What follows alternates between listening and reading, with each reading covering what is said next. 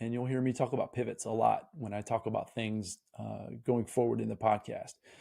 But about 2 years into running this store that I was a store manager of, and when you're a store manager, you're responsible for the entire building, front to back, side to side, top to bottom, everybody inside, all the inventory, everything, 100% all the time. And so I took that very personally. I did everything I could to try to make my facility profitable, and I couldn't do it. It just was bleeding cash. We had a lot of maintenance issues. I couldn't get anything to work right. Sales were bad. The community wasn't necessarily embracing the store. I did everything I could. I used to cut the grass for the store, and I would do that for free. I was trying to, I was doing everything I could to save my little store a little bit of money each week, each month, each period. We call them periods, so each month basically, and I did everything I could. So what happened was, and this is the part that really jolted my life, was that one morning, my supervisor came in first thing in the morning. It's about 9 a.m., which was very abnormal, very abnormal. He and I had a great relationship, and he would usually hit my store late in the day, and he always used to tease me and tell me that he did that because he always liked the end of the day on a positive note, meaning we always had good conversations. Very rarely did I ever rock the boat where he needed to discipline me or anything like that. So he always would hit me late. But that day he hit me early, which I knew instantly that something was going on. He told me early that, yeah, he had something he wanted to share with me, and then I needed to finish up what I was working on, but let's meet back in the office. So we did. We walked in my office, and he pushed the door shut, but it was a very heavy, big, heavy door, and it slammed so loud. It scared the life out of me. It was like a big bang. I sat down, and my heart was racing at this moment. I didn't know what was going on. And he very calmly looked at me and said, "Randy, the company has decided we're going to shut this location down. We are going to, it's not doing well," and I knew that. "And we're going to stop operations." I think I had a month to liquidate what I had, tell my personnel, tell my vendors, tell everybody. I had 30 days to liquidate. So that it was a huge, huge slap in the face. As I mentioned, I took it very personal with everything I did in my store and in my business. I considered it my business. It wasn't my business, but I considered it my business. And for him and the company to come in and basically pull that away from me, I realized real quick and right in that moment that I wasn't in control. I wasn't in control of my future.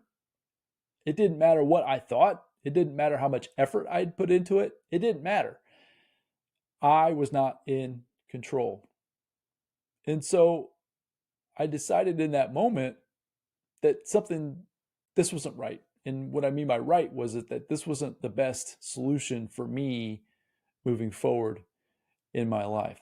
So I went through the motions. I closed the store, and they moved me to a different location. But at that moment, I didn't have the mojo anymore. I didn't have the desire to put in all the effort that I had put into the store previous. And so I was contemplating, what do I need to do? What do I need to do to figure this out? And the only thing I could think of was that to go to the local library to start looking for information as to why I was struggling financially. We were paycheck to paycheck, raising 3 kids, just like everybody else. The mortgage, the cars, the stuff, right? The stuff that's keeping you buried, or is definitely keeping me buried. And I had to figure it out. I was tired of the grind. I was tired of working hard and not necessarily getting where I wanted to be. So I went to the local library. And in the local library, I found the book, and it jumped right off the shelf at me. It was the book by Robert Kiyosaki. And a lot of times folks will refer to the Rich Dad, Poor Dad. But mine was Retire Young, Retire Rich by Robert Kiyosaki.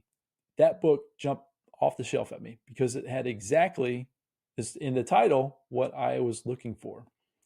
I opened that book. I took it home, checked it out, took it home, and I devoured that book. and I'm not a reader.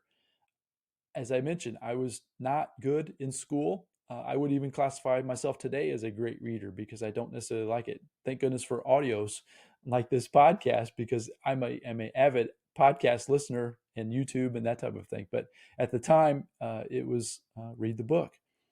Inside those pages, I was learning more about financial education, more about personal development than I had ever heard in my entire life.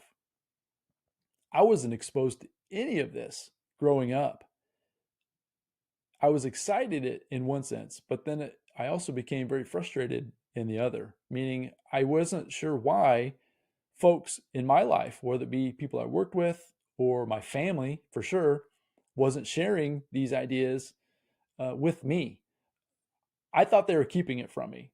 I really did. And this was back, as I mentioned, in my 30s, and I didn't know why, but I was determined I was going to try to figure out what I could do to change my situation uh, based on the information that I was reading in the book.